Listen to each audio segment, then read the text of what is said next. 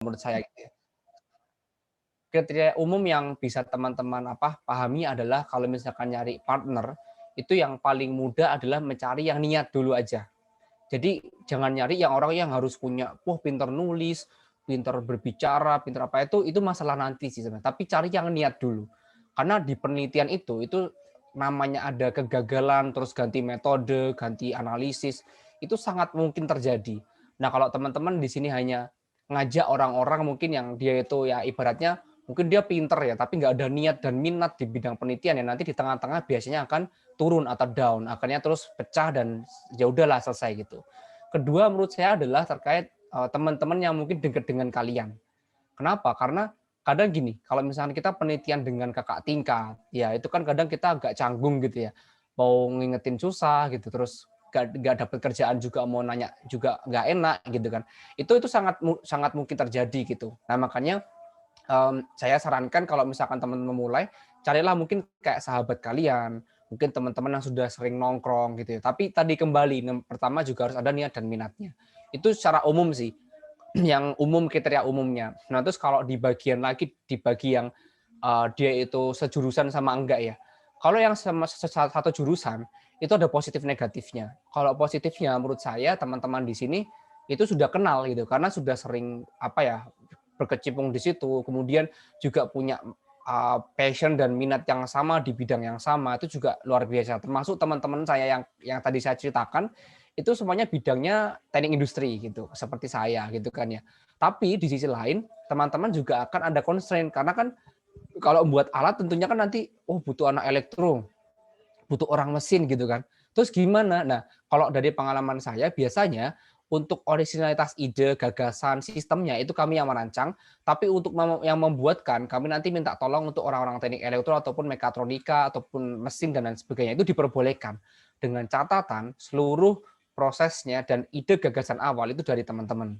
Itu ya. Nah, kalau yang kedua itu misalkan kita lintas jurusan. Ini tentunya lebih enak lagi nih. Kalau misalkan kita mau topik energi, butuh orang di bidang energi, butuh orang lingkungan, elektro, kimia, industri atau apa gitu kan ya. Nah, itu semakin kolaborasi semakin bagus. Itu yang best practice-nya ya. Tapi seringkali kalau misalkan kita lintas jurusan, itu tadi juga kadang perizinannya sulit gitu kan. Karena kan nggak satu surat, kemudian harus ngurusnya pindah-pindah. Untuk surat ini ya perizinannya. Terus kedua juga nanti terkait dengan dana, itu kadang dananya juga jadi pertimbangan loh. Misalkan kalau satu jurusan ya, pengalaman saya dikasih semua karena 3 orang dari jurusan yang sama. Tapi kalau beda-beda, ada jurusan yang mau ngasih tapi nggak mau ngasih yang teman-teman lainnya gitu. Jadi tidak membiayai tim, tapi membiayai personal. Jadi lebih ke seperti itu sih. Tetapi keduanya itu nggak ada masalah menurut saya, teman-teman masih bisa tetap riset sih. Intinya saling percaya dan tadi kriteria umum itu yang harus dipegang dulu sebelum teman-teman itu menentukan tim. Karena kalau mencari orang yang jago duluan, saya rasa nanti sulit untuk berkembang dan di tengah-tengah akan ada crash biasanya. Mungkin seperti itu dari pengalaman saya ketika build up tim ya. Oke, makasih banget buat Kak Reza atas jawabannya ya. Semoga bisa menjawab pertanyaan yang diajukan oleh teman-teman. Oke, ini selanjutnya ada juga nih yang banyak yang nge-lag. Untuk Kak Reza lagi nih, kira-kira bagaimana kalau sedang writer's block atau demot gitu pas lagi ngerjain KTI? Ada nggak sih Kak kayak apa ya, yang Kakak lakuin biasanya tuh seperti apa? Kan pastinya kalau kita punya ide tuh kadang suka stuck atau gimana gitu-gitu. Kepada Kak Reza dipersilahkan. Ya, oke. Pasti ya teman-teman ya, nggak mungkin enggak gitu. Bahkan kalau hampir semua 43 project yang saya kerjakan tuh pasti ada stagnannya gitu. Jadi tengah-tengah kok nggak sesuai nih gitu kan. Akhirnya ganti dan lain sebagainya. Ada cerita yang menarik nih ya teman-teman. Dulu pertama itu kan saya suka pesawat terbang ya. Kemudian riset terkait dengan pesawat terbang ceritanya nih ya. Nah, karena saya minat di sana, saya tuh pengen menciptakan sayap pesawat gitu. Jadi sayap segitiga gitu lah ya, biar dia cepat. Pas saya nanya ke dosen pembimbing, itu langsung ditolak gitu. Wah ini nggak mungkin, nggak bisa jalan. Padahal itu udah setengah jalan, udah sampai proposal, sudah sampai prototipe ya buat pakai 3D printing gitu, ditolak mentah-mentah. Ini kalau kamu belajar aerodinamika ini ditolak, ini nggak bisa gitu. Terlalu besar untuk skop seorang pelajar maupun mahasiswa. Ini harus sudah practitioner gitu katanya. Akhirnya solusinya apa? Saya konsultasi itu ke 3 orang. Apa nih kira-kira yang bisa dikembangkan? Ternyata diubah. Jadi gagasan ini kan untuk efisiensi, ya kan? Tapi kan kalau sayap kan terlalu luas, akhirnya diarahkan ke winglet-nya. Winglet itu teman-teman kalau ngelihat ujung sayap pesawatnya. Jadi bukan sayapnya nih, tapi ujungnya aja yang divariasikan agar efisiensi. Jadi jatuhnya diarahkan. Nah, yang saya tahu dari semua proyek yang saya kerjakan, salah satu peran yang kadang diabaikan oleh teman-teman adalah guru ataupun dosen pembimbing. Itu paling penting. Jadi kadang kita kan penelitian sendiri, pengennya bisa sendiri, apa-apa dihandle sendiri. Itu akan stagnan. Padahal kita tuh ada mentor, ya kan? Teman-teman bisa punya cutting yang mungkin sudah profesional di bidangnya. Bisa nanya dosen pembimbing itu kalau teman-teman tahu mau di lintas jurusan pun nggak ada masalah. Dan itu termasuk saya ketika penelitian energi, saya di teknik industri itu nggak belajar energi sama sekali. Tapi saya nyoba nyari dosen-dosen yang memang paham energi, saya kontak, beliau sangat welcome, membantu akhirnya diberikan masukan. Nah, akhirnya idenya terarah. Karena kita itu nggak terarah, pasti kalau awal-awal riset, ide itu pasti nggak terarah. Jadi ketika nggak terarah, di tengah-tengah metodenya kurang pas, pasti akan stuck. Kok hasilnya nggak sesuai ya, itu udah sangat wajar. Tapi dari situlah kita akan belajar memahami riset, gitu kan. Terus tahu ternyata harus apa, dan kalian harus memperbaiki risetnya, agar nanti dia bisa diselesaikan. Tapi nggak akan merubah semua, bisa jadi hanya memodifikasi atau menambahkan. Ya, mungkin seperti itu sih jawabannya. Oke, terima kasih kepada Kak Reza atas jawabannya. Next ya, ini masih ada pertanyaan nih. Yang ini untuk Ibu Al nih. Kalau untuk pandemi seperti sekarang, kan akses lab masih ditutup ya, Bu. Tapi apakah diperbolehkan kalau untuk kepentingan lomba? Gimana nih? Kepada Ibu Aldi, dipersilahkan. Iya. Nah, Anda nanya pertanyaan yang bikin sedih ini ya. Jadi kalau pandemi ya saya nggak bisa jawab. Kenapa? Karena ya itu tadi, apalagi sekarang bahkan PKKM atau PPKM gitu ya. Ini nggak boleh semua, nggak bisa masuk. Jadi jawaban singkatnya ya nggak bisa. Karena kemarin saja ketika kita mulai perlahan buka, itu saya mulai mengusahakan anak TA, kan prioritasnya tugas akhir ya. Anak TA bisa masuk, itu juga sulit gitu ya, jadi tidak semua bisa masuk, hanya beberapa orang. Jadi untuk lomba selama pandemi ini sampai ada pengumuman lain atau perkembangan yang lain, untuk lomba memang kemungkinannya tidak diizinkan masuk gitu. Jadi kalau lomba dalam waktu-waktu dekat, cari yang jangan lab lah ya, yang LKTI aja, yang atau eksperimen yang Anda bisa lakukan sendiri gitu ya, misalnya mungkin zat-zat yang umum-umum gitu, jangan menggunakan bahan kimia yang memerlukan lab mungkin kalau ke kimia gitu ya, tapi mungkin juga ada lomba-lomba lain yang memang tidak perlu lab dan itu lebih baik lagi. Jadi untuk pandemi tidak bisa dulu ya. Oke, baik. Terima kasih kepada Ibu Aldi atas jawabannya. Jadi memang kalau kondisi pandemi ini agak susah gitu ya. Jadi teman-teman bisa mencari lomba-lomba yang jauh dari praktikum-praktikum dulu nih. Nah, selanjutnya ini ada pertanyaan nih. Ini kayaknya cukup agak berkaitan ya sama yang sebelumnya, tapi topiknya beda. Ini untuk Kak Reza nih. Pernah nggak sih Kak ngerasa mengalami kegagalan dalam menyusun ide atau dalam lomba terus kalah gitu? Jika udah, bagaimana cara bangkit dalam mengatasi kegagalan itu? Kalau misal belum, gimana cara biar gak gagal setiap usaha yang dilakuin itu? Kepada Kak Reza, dia persilahkan. Ya, kalau gagal tentu pernah ya. Kalau tadi saya ngasih informasinya gagal, nanti bukan motivasi dong. Iya, ada pasti iya gitu teman-teman. Bahkan ya, ada satu karya saya yang itu dapat 3 penghargaan gitu di internasional, tetapi pas saya ikut kompetisi LKTI di tingkat nasional, itu nggak lolos di tahap finalnya. Nah, itu bisa dibayangkan. Jadi gini, setiap kompetisi itu kan punya trademark beda-beda. Mereka punya panduan yang beda-beda. Mereka punya juri yang beda-beda. Itu sangat ngaruh loh. Saya pas lomba itu pernah juara itu karena risetnya itu kan saya teknik gitu ya. Terus kebetulan jurinya itu tuh orang IPA sama teknik, dan IPA-nya pun tuh masih agak nyerempet teknik gitu lah, sama orang ekonomi. Nah, karena saya orang teknik industri, semuanya klop gitu. Akhirnya nilainya bagus.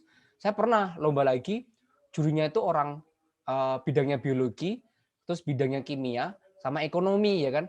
Nah, masalahnya adalah orang biologi dan kimia ini itu nggak paham dengan karya teknik saya gitu, yang tadi pesawat terbang itu. Akhirnya nilai saya jatuh teman-teman.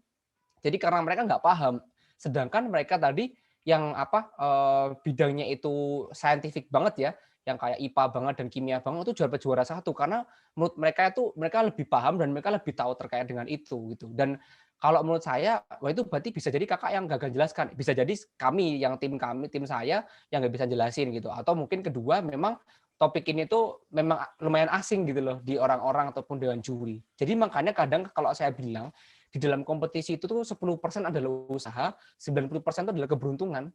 Karena kalau kita berpikir, kadang tuh nggak make sense teman-teman. Pernah kompetisi itu ada sekitar 1.100 berapa sekian proposal ataupun laporan penelitian ya. Nah, yang diambil itu cuma 50 finalis dari awal itu kan 50/1000 ya. Itu kan kayak kayak mimpi gitu, bisa lolos itu kan kayak mimpi, itu sangat terjadi gitu. Makanya kadang karya yang bagus pula itu kadang kalau memang jurinya nggak mood, jurinya nggak cocok ya makanya ya udah agak diabaikan. Makanya tadi ada doa keberuntungan itu sangat penting di situ. Nah, kalau kegagalan itu pasti saya juga tadi udah pernah bilang ya. Yang jelas sebenarnya kenapa kok terus jadi bisa banyak menang gitulah ya. Ada gagal tapi kok menangnya bisa banyak. Sebenarnya setiap KTI itu kan kita tuh kan tahapannya sama. Beda dengan olimpiade, teman-teman. Olimpiade itu kalian harus belajar terus gitu kan. Kalau di penelitian itu ibaratnya kita belajar, tetapi untuk seleksinya itu sama. Kalau nulis KTI kan ya mesti abstrak bab 1 2 3 4 5 kan kayak gitu terus gitu. Kalian sudah tahu caranya.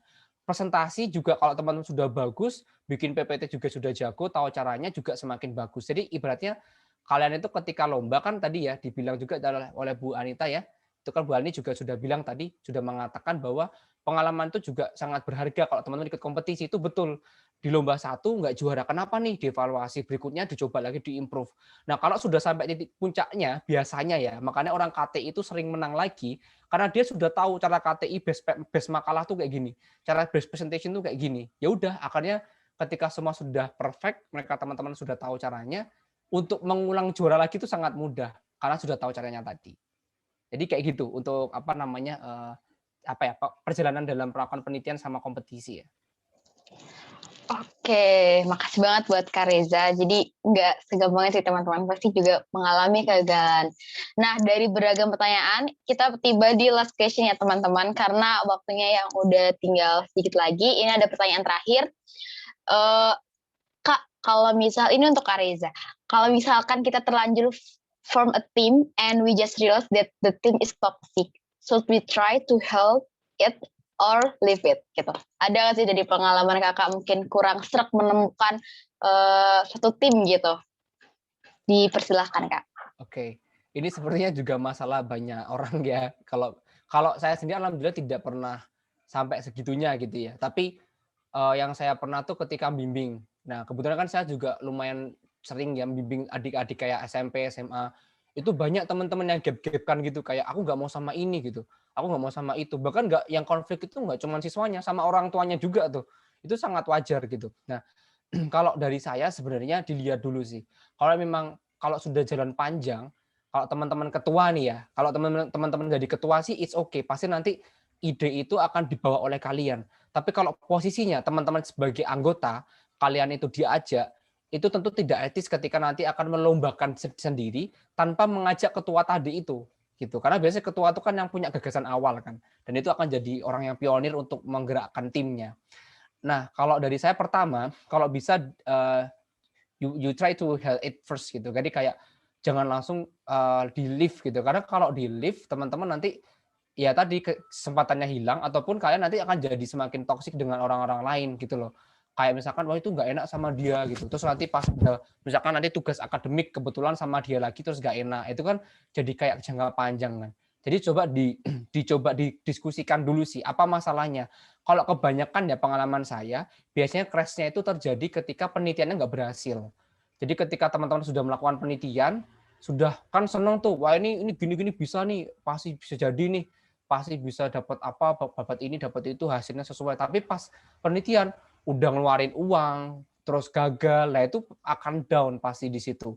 Nah makanya tadi, kembali lagi, peran dari mentor ataupun dosen pembimbing, itu yang akan sangat mempengaruhi. Karena kalau udah ada dosen pembimbing, nanti kita bisa saling kayak cerita gitu loh, ini susah di bagian apanya, bisa dibantu apa. Jadi akhirnya kan akan ada tempat cerita. Karena biasanya toksik itu karena teman-teman itu di timnya malah, wah ini si A nggak kerja, si B nggak kerja, si C nggak kerja. Nah kalau kalian ada orang yang menengahi kayak penanggung jawab ataupun yang sudah senior lah ya istilahnya jadi dosen pembimbing itu biasanya akan teratasi. Jadi pokoknya tadi kuncinya konsultasikan segala problem karena penelitian itu akan sangat berisiko dengan masalah. Jadi pasti itu akan terjadi sih. Ya, seperti itu. Oke, baik. Terima kasih kepada Kak Reza untuk jawabannya. Semoga menjawab pertanyaan yang diajukan oleh teman-teman semuanya. Oke, karena tadi udah di akhir sesi pertanyaan, jadi izinkan saya sebagai moderator akan menyimpulkan ya sedikit materi-materi yang udah disampaikan oleh para narasumber yang keren kita. Mulai dari yang Kak Reza tadi udah menjabarkan bagaimana pengalaman Kak Reza dari kelas 5 SD udah mengikuti perlombaan hingga memperoleh banyak sekali penghargaan, ada 43 lebih gitu ya, ratusan bahkan, dengan pengalaman-pengalaman. Terus juga tadi ada disampaikan sedikit tips-tips gimana sih cara kita buat menemukan suatu ide dan juga membangun sebuah tim yang baik itu seperti apa. Pastinya kata itu nggak sesusah atau serumit yang teman-teman bayangkan sebelumnya kan. Tadi Kak Reza sudah banyak menyampaikan.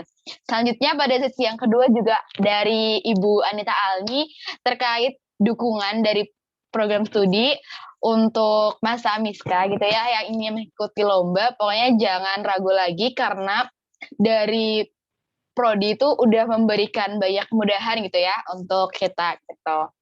Nah mungkin itu aja sedikit kesimpulan yang bisa saya sampaikan. Saya mengucapkan terima kasih sekali kepada kedua narasumber yang sudah membagikan sharing-sharing materinya untuk teman-teman dan kita semua. Oke, saya juga mengucapkan mohon maaf sebesar-besarnya apabila selama mengikuti acara tadi ada beberapa tutur kata yang kurang berkenan di hati. Saya mohon maaf sebesar-besarnya. Akhir kata, saya pamit undur diri. Untuk next akan diteruskan oleh MC kece kita. Kepada Iva, waktu dan tempat dipersilahkan. Terima kasih.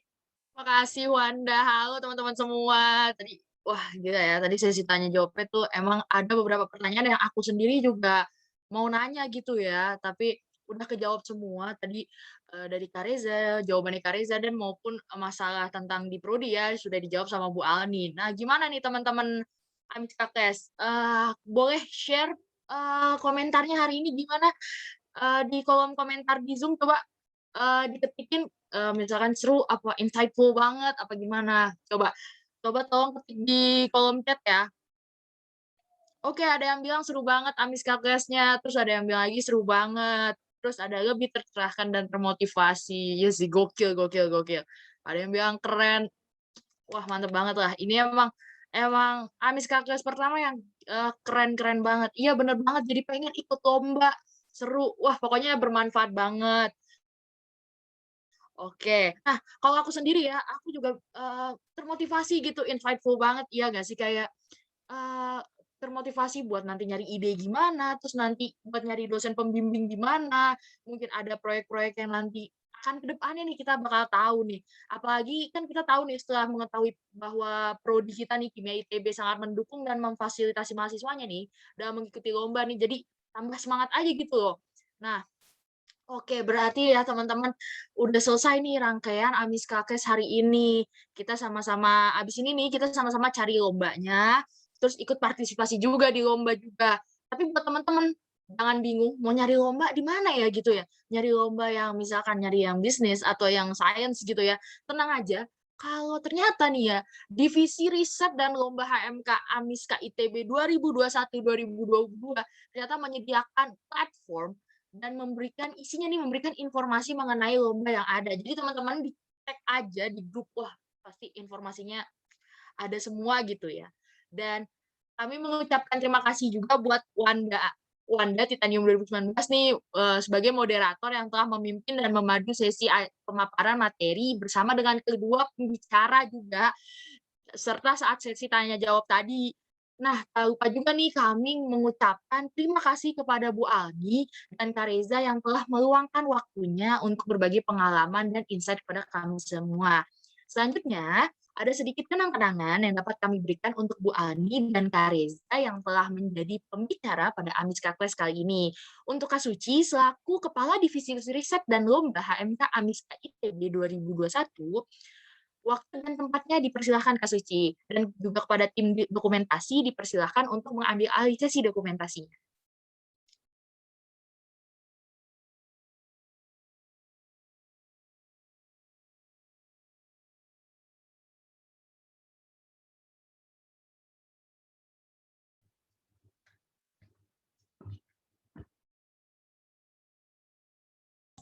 Mungkin dari tim Dokum boleh aba-aba dulu.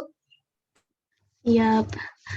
Oke, untuk Kak Suci, Kak Reza, boleh lihat ke kamera dulu ya. 1, 2, 3. Sekali lagi, 1, 2, 3. Oke.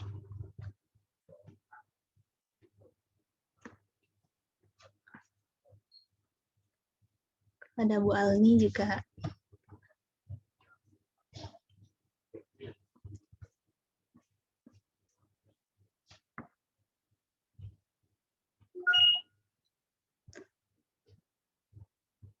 Oke.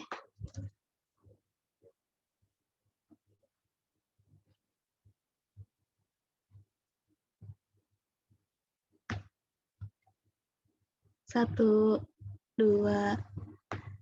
Nanti tadi Bu Alninya belum diituin ya. Oke. 1, 2, 3. Sekali. Oh maaf, tadi yang Bu Alninya belum di screenshot. 1, 2, 3. Oke, sekarang mungkin kepada Wanda ya.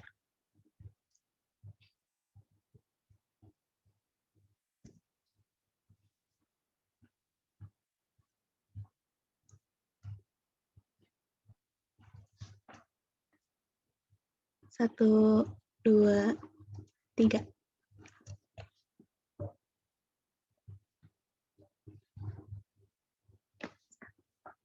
Nah, sekarang kepada Iva. 1, 2, 3.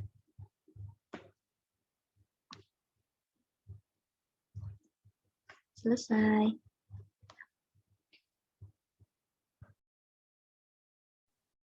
Oke, makasih banyak tim Dokum. Kak Suci, makasih banyak. Oke.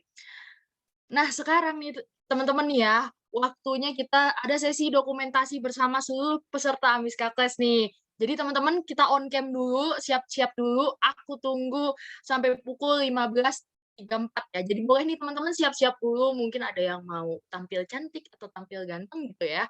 Nah, supaya bisa keren pas masuk dokumentasi kan. Oke, aku tunggu.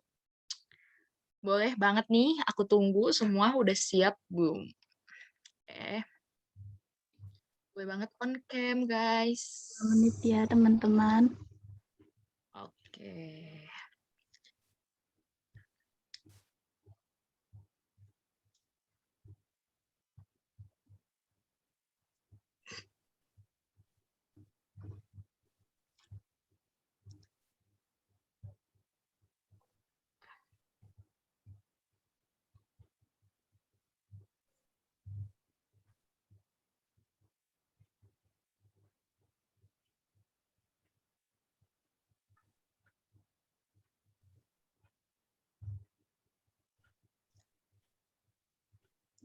Yuk, 1 menit lagi yuk.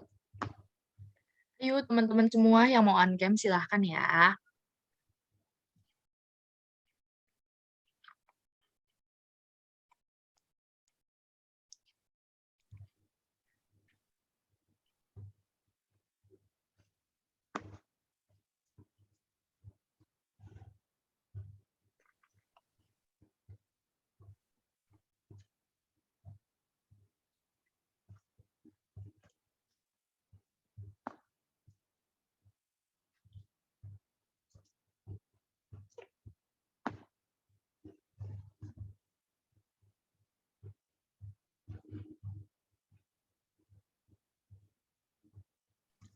Oke, silahkan Dewi. Oke, teman-teman siap-siap ya, gayanya agak ditahan ya, karena ada 2 slide. 1, 2, 3. Yang slide kedua, 1, 2, 3. Mantap. Terima kasih teman-teman. Makasih banyak Dewi, udah tadi ngambil alih sisi dokumentasinya. Oke, nggak terasa ya teman-teman, kita udah berada di penghujung acara nih. Sekali lagi, kami mengucapkan terima kasih kepada Wanda selaku moderator, Bu Alni dan Kak Reza. Nah, kami juga mengucapkan terima kasih kepada para peserta Amiska Class yang telah mengikuti seminar motivasi berkarya ini dengan baik dan antusias. Nah, teman-teman, aku mohon bantuannya nih untuk ngisi form feedback, di mana linknya dibagiin di kolom chat ya. Udah dibagiin, tolong banget diisi karena form feedback ini teman-teman sangat bermanfaat bagi panitia untuk mengevaluasi rangkaian kegiatan Amiska Class nanti untuk kedepannya. Jadi nanti Amiska Class Riset dan Lomba nanti juga bakal berlangsung lebih baik lagi. Nah, selain itu teman-teman, yang ngisi form feedback ini akan mendapatkan e-certificate, rekaman Amiska Class Riset dan Lomba, dan slide presentasi dari kedua pembicara. Jadi teman-teman jangan lupa isi form feedback-nya. Oke. Nah, seperti yang tadi aku bilang, kalau Amiska Class Riset dan Lomba ini tidak akan berakhir sampai sini aja. Masih ada sesi Amiska Class, Riset dan Lomba yang nanti temanya nggak kalah seru dan nggak kalah keren dari hari ini. Pokoknya ditunggu dan ikut partisipasi Amiska Class, Riset dan Lomba berikutnya. Nah, sebelum kita tutup Amiska Class Riset dan Lomba, seminar motivasi berkarya, alangkah baiknya jika kita berdoa terlebih dahulu. Berdoa menurut agama dan kepercayaan masing-masing, berdoa dipersilahkan.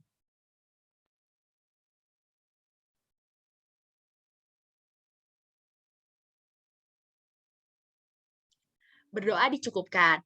Oke, baik teman-teman, terima kasih untuk yang hadir pada hari ini dari awal sampai akhir. Terima kasih banyak, kami mengapresiasi. Saya Iva Neon 2019 selaku MC pada Amiska Class Riset dan Lomba Seminar Motivasi Berkarya, pamit undur diri. Sampai jumpa di Amiska Class Riset dan Lomba berikutnya. Untuk teman-teman semua dipersilahkan untuk meninggalkan room Zoom-nya. Baik, sampai jumpa. Dadah. Terima kasih semua. Dance, my friends. We don't have much time to enjoy. Yeah. So see my babe, bigger than you ever did. 'Cause we don't have much time to enjoy. Our time will be gone someday, but I'm okay. Life is like surfing anyway. Ooh, surf like plankton. Ooh, surf outside of waves. Ooh, surf like jellyfish. Ooh, surf outside of waves, out of waves.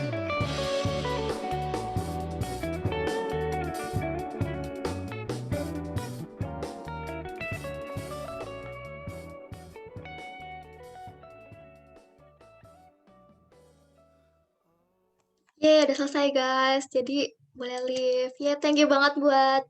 masih record? Maaf, bentar. Enggak udah deh. Enggak, masih record.